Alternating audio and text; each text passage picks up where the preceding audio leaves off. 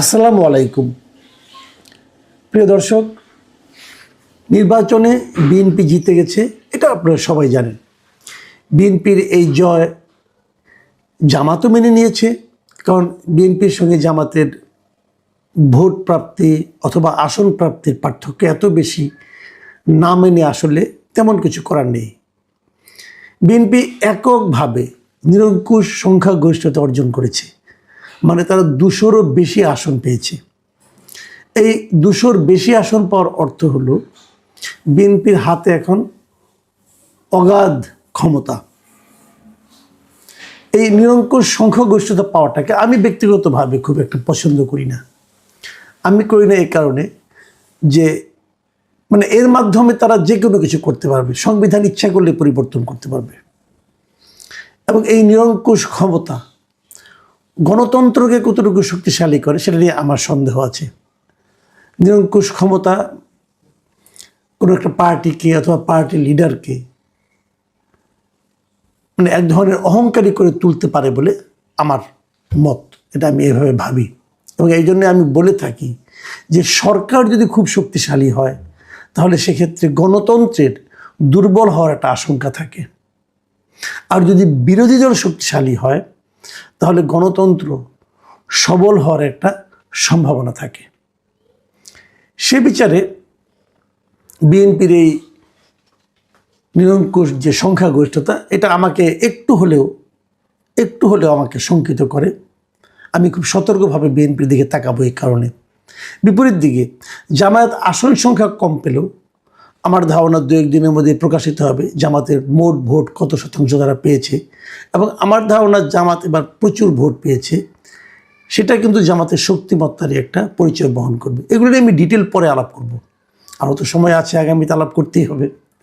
আজকে যে জিনিসটা নিয়ে আলাপ করতে চাই যে নির্বাচনে কিছু খুবই আলোচিত প্রার্থী, তাদের কি অবস্থা হলো, কে কে জিতলেন, কে কে জিতলেন না, প্রধান পার্টিগুলোর কি অবস্থা হলো, ফাঁপানো বেলুনের মতো কারা কারা ছিলেন, এগুলো নিয়ে আমি একটু কথা বলতে চাই আজকে।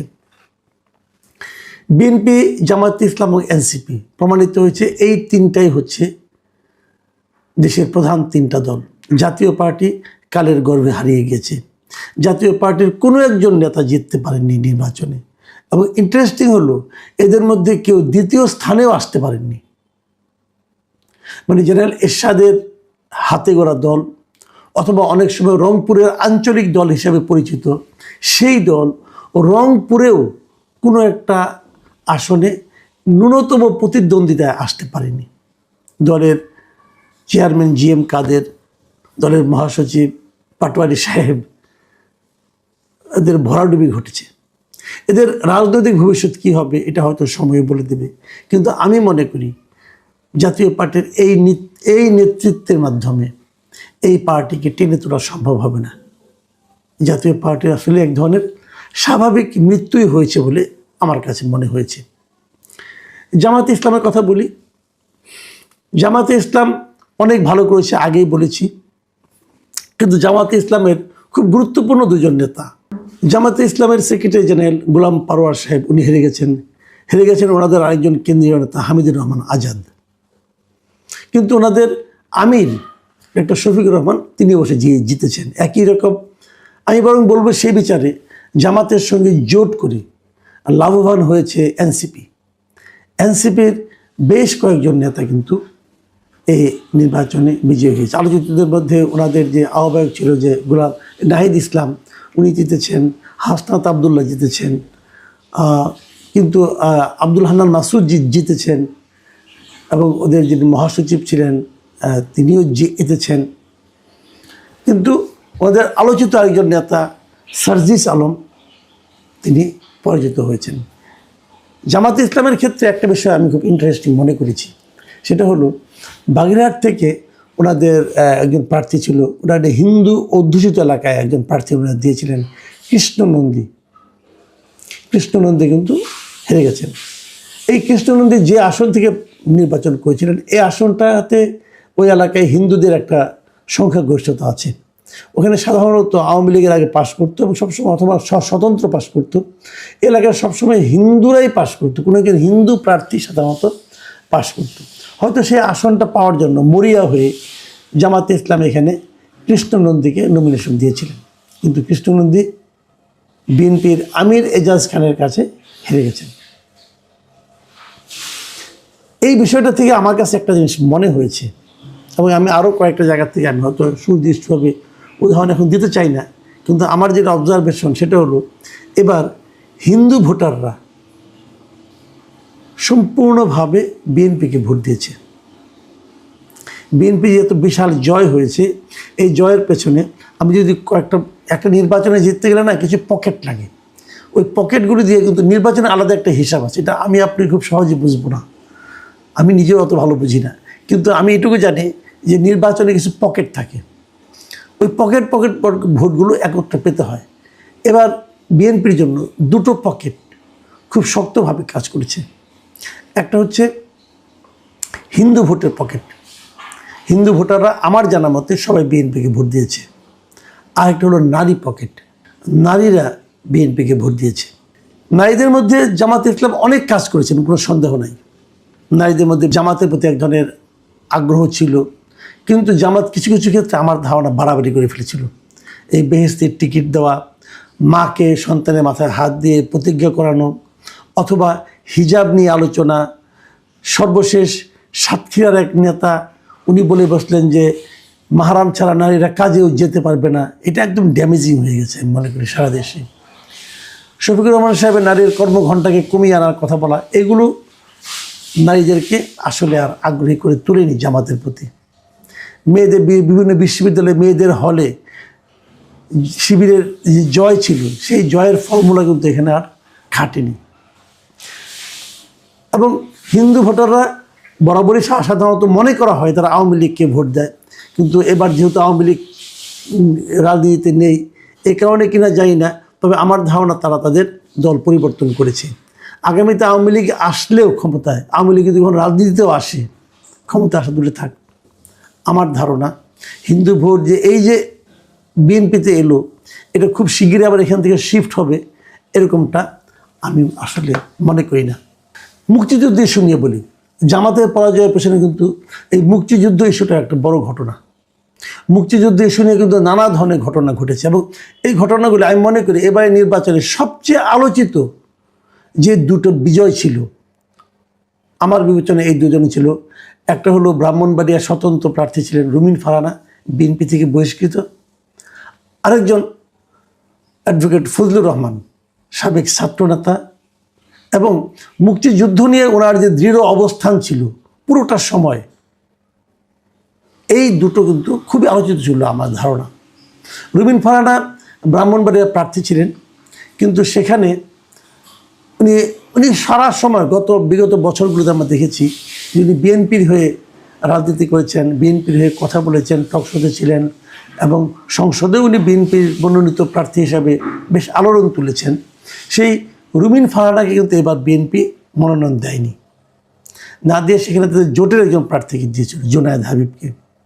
রুমিন ফারহানা স্বতন্ত্রভাবে নির্বাচন করেছেন, এবং স্বতন্ত্রভাবে নির্বাচন করেও উনি এখানে বিশাল ব্যবধানে, প্রায় 38,000 ভোটের ব্যবধানে উনি বিজয়ী হয়েছেন। বাংলাদেশে মানে স্বতন্ত্র হিসাবে কোনো নারীর এই নির্বাচনে এটি একমাত্র বিজয়। আর বিপরীত দিকে দেখেন, শেখ হাসিনার পতনের পর মুক্তিযুদ্ধ ইস্যুতে যে রাজনীতিবিদ শক্ত হয়ে দাঁড়িয়েছিলেন তিনি হচ্ছেন অ্যাডভোকেট ফজলুর রহমান, একসময়কার বিশাল ছাত্রনেতা। উনি বিএনপির নেতা ছিলেন, এবং ওনার মুক্তিযুদ্ধ বিষয়ক মুক্তিযুদ্ধের ব্যাপারে ওনার যে অটল অবস্থান, এই অবস্থানের পক্ষে থাকতে যেয়ে উনি অনেক সময় রাজাকার এবং আলবদর, রাজাকার, জামায়াতদের নিয়ে নানা ধরনের কথাবার্তা বলেছেন, শব্দ উচ্চারণ করেছেন, যা মাঝে মাঝে বিতর্কও তৈরি করেছিল, এবং এই বিতর্কের কারণে এক পর্যায়ে দল তার পদও স্থগিত করেছিল। কিন্তু তাকে গ্রেপ্তারের দাবিতে সেগুনবাগিচা তার বাড়ির সামনে অশ্লীল সব স্লোগানও দিয়েছিল কিছু তরুণী। এরকম বেকায়দা অবস্থা থাকার পরও উনি ওনার এলাকায় প্রায় 72,000 ভোটের ব্যবধানে জামায়াত প্রার্থীকে হারিয়ে নির্বাচিত হয়েছেন। আমি মনে করি এই দুটো বিজয় এই নির্বাচনে অত্যন্ত বড় ঘটনা। কিছু প্রার্থীর পরাজয় আমাকে একটু হতাশ করেছে। এটা স্বাভাবিক ছিল এই পরাজয়গুলো, তবু এই লোকগুলিকে আমি সংসদে দেখতে চেয়েছিলাম। তার মধ্যে একজন হচ্ছেন এনসিপি থেকে পদত্যাগ করা, মানে এনসিপি জামাতের সঙ্গে জোটবদ্ধ হওয়ার কারণে এনসিপি থেকে পদত্যাগ করেছিলেন ডাক্তার তাসনিম জারা। তার প্রচারণার স্টাইল, তার কথাবার্তা এবং তার নির্বাচনী অবস্থানে স্থির হয়ে থাকতে পারাটা আমাকে মুগ্ধ করেছিল। আমি ভাবিনি, কারণ ওখানে আবার বিএনপি যিনি প্রার্থী ছিলেন হাবিবুর রশিদ, উনিও এলাকায় খুবই জনপ্রিয়, কাজে আমি এমনটি কখনো ভাবিনি যে তাসনিম জারা জিতে যাবেন। কিন্তু উনি তেমন একটা প্রতিদ্বন্দ্বিতা করতে পারেননি, এটা আমাকে একটু হতাশ করেছে। তবে আমার মনে হয় তাসনিম জারা ভবিষ্যতে যদি রাজনীতিতে থাকেন উনি ভালো করবেন, আমার ধারণা। আরেকজন প্রার্থী উনি হেরে গেছেন, কিন্তু উনিও আলোচনায় ছিলেন। তিনি হলেন মিস্টার পাটোয়ারি। ঢাকা ৮ আসনে নাসিরউদ্দিন পাটোয়ারি, উনি ছিলেন মির্জা আব্বাসের প্রতিদ্বন্দ্বী এবং উনি প্রতিদিনই নানা রকম আপত্তিকর কথাবার্তা, উত্তেজক কথাবার্তা বলে আলোচনায় থাকতেন। তবে আমার কাছে এটা খুব অবাক লেগেছে, উনি কিন্তু বেশ শক্ত প্রতিদ্বন্দ্বিতা গড়ে তুলেছিলেন মির্জা আব্বাসের বিরুদ্ধে। আমার মনে হয় মির্জা আব্বাসের রাজনীতি তার দীর্ঘদিন থাকা না থাকা নিয়ে উনি এখন নিজে চিন্তা করতে পারেন যে নাসিরউদ্দিন পাটোয়ারির মতো একজন প্রার্থীর কাছে ওনাকে এরকম নাজেহাল হওয়াটা ভোটে অন্ততপক্ষে এটা আমাকে একটু হলেও অবাক করেছে। খেলাফত মজলিসের নেতা, বহুল আলোচিত বাংলাদেশ খেলাফত মজলিসের নেতা মামুনুল হক, তিনি হেরে গেছেন। তিনি হেরে গেছেন ববি হাজ্জাজের কাছে মোহাম্মদপুর এলাকায়। ববি হাজ্জাজ কিন্তু মোহাম্মদপুর এলাকার লোক নন, উনি এখানে থাকতেন কিনা আমি জানি না, আমার ধারণা উনি গুলশান এলাকায় থাকেন। কিন্তু উনি এখানে তরুণদের মধ্যে এতটাই জনপ্রিয় হয়ে উঠেছিলেন যে উনি মামুনুল হককে হারাতে পেরেছেন। আমার কাছে আরেকটা খুব মজা লেগেছে, সেটা আমি বলি। গণ অধিকার পরিষদের নুরুল হক নূর, উনি ট্রাক প্রতীক নিয়ে নির্বাচন করেছেন। ওনার বিরুদ্ধে বিএনপির একজন বিদ্রোহী শক্ত ক্যান্ডিডেট ছিল, তারপর উনি জিতেছেন। আরেকজন এই গণ অধিকার পরিষদের সাধারণ সম্পাদক রাশেদ খান, উনি ঝিনাইদহে নির্বাচন করেছেন এবং উনি ধানের শীষ পাওয়ার জন্য গণ অধিকার পরিষদ থেকে পদত্যাগ করেছেন। তারপরেও সেখানে নির্বাচন করতে যেয়ে উনি জেতার জোরে থাক উনি ৩য় স্থান অধিকার করেছেন। বিএনপি জোটের আরেকটা আলোচিত প্রার্থী জুনায়েদ সাকি, উনি কিন্তু দল ত্যাগ করেনি, উনি ওনার পার্টিতে ছিল। উনি ওনার মাথাল মার্কা নিয়ে ব্রাহ্মণবাড়িয়া ৬ আসন থেকে কিন্তু ঠিকই জিতে এসেছেন। আরেকটা ইন্টারেস্টিং ফিচার হলো যে এবি পার্টির দুজন আলোচিত লোক, তারা মোটামুটি আলোচনার টেবিলে ঝড় তুলতেন, টকশোতে খুব আলোচিত ছিলেন। ওনাদের সাধারণ সম্পাদক যিনি, উনি তো নানা রকম কথাবার্তা বলে আপনার সেনানিবাস উড়িয়ে দিবেন, গুড়িয়ে দিবেন, এগুলি বলে বেশ আলোচনা ছিলেন। ব্যারিস্টার ফুয়াদ, এই ব্যারিস্টার ফুয়াদ বরিশাল এলাকায় নির্বাচন করে হেরে গেছেন এবং ওনাদের সভাপতি মুজিবুর রহমান মঞ্জু, যিনি একসময় ছাত্র শিবিরের সভাপতি ছিলেন, তিনিও কিন্তু শিবির জোটের প্রার্থী হওয়া সত্ত্বেও ফেনী এলাকায় তেমন কোনো আলোচনায় আসতে পারেননি, হেরে গেছেন। আমি আলোচিত কয়েকটা ঘটনা বললাম। এখন হানা ভোট নিয়ে একটা মাত্র প্রশ্ন, হানা ভোট নিয়ে আমি পরে ডিটেলে আলোচনা করব। আমি নিজে হানা ভোটের আসলে বিরোধী ছিলাম, আমার কাছে মনে হয়েছিল এই গণভোটটা আমাদের উপর চাপিয়ে দেওয়া হয়েছে। এই বিষয়ে একটা মাত্র প্রসঙ্গ বলে আমি আজকে আলোচনা শেষ করব। সেই প্রসঙ্গটা হলো, গণভোটে জিতেছে। যে জিতবে এটা সবাই জানতো, জিতবে। কত ভোট পেয়েছে? গণভোটে ভোট পড়েছে 60.26%। আর এখানে ভোট পড়েছে, আমি যদি সংখ্যার দিকে ধরি, 4,80,74,429টি এরা ভোট দিয়েছে। আর না ভোট দিয়েছে 2,65,65,627,টি। একদম কম নয় কিন্তু। এই যে ভোট হলো, না ভোট হলো, প্রত্যেকটা রাজনৈতিক দল, বিএনপি, জামায়াতে ইসলাম, এনসিপি, এবি পার্টি, যতগুলি পার্টি আছে এই নির্বাচনে অংশ নিয়েছে, সবগুলি পার্টি কিন্তু ভোট দেওয়ার জন্য জনগণের কাছে আহ্বান জানিয়েছে। তাহলে এত আহ্বানের পরও 2,25,65,627টি না ভোট পড়ল কেন?